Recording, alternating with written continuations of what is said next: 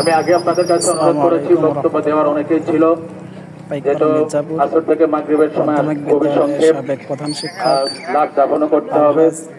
এজন্য আমাদের পাইকপাড়া মসজিদের ইমাম সাহেবের সাথে পরামর্শ হলো, উনি যে বিষয়টা বললেন সে অনুযায়ী আমাদের মাঝে এই মুহূর্তে খুব সংক্ষেপে কথা বলবেন আমাদের কুমারখালী থেকে আগত বাংলাদেশ জামাত ইসলামের কুমারখালীর অন্যতম নেতা ও কুমারখালী উপজেলার সাবেক ভাইস চেয়ারম্যান, উপজেলা ভাইস চেয়ারম্যান জনাব আফজাল ভাইকে খুব সংক্ষেপে কিছু কথা বলার জন্য অনুরোধ করি।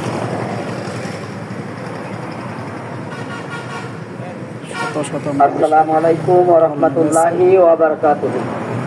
আউযু বিল্লাহি মিনাশ শাইতানির রাজীম। বিসমিল্লাহির রহমানির রহিম। আল্লাযী খালাকাল মাউতা ওয়াল হায়াতা লিয়াবলুয়াকুম আইয়ুকুম আহসানু আমালা। আল্লাহ পাক রব্বুল আলামিন ঘোষণা করেছেন যে আমি জীবন এবং মৃত্যু সৃষ্টি করেছি পরীক্ষা নেওয়ার জন্য যে আমলের দিক দিয়ে দুনিয়া থেকে সেরা। প্রিয় উপস্থিতি, আল্লাহ পাক রব্বুল আলামিন আর এক জায়গায় বলছেন সুম্মা তুরাদ্দুনা ইলা আলিমিল গায়বি ওয়াশ শাহাদা।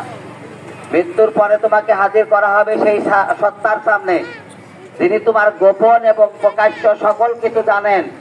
ফায়ুনাব্বিউকুম বিমা কুনতুম তা'মালুন, এবং তিনি জানিয়ে দেবেন তোমরা দুনিয়া থেকে কি করে এসেছিলে।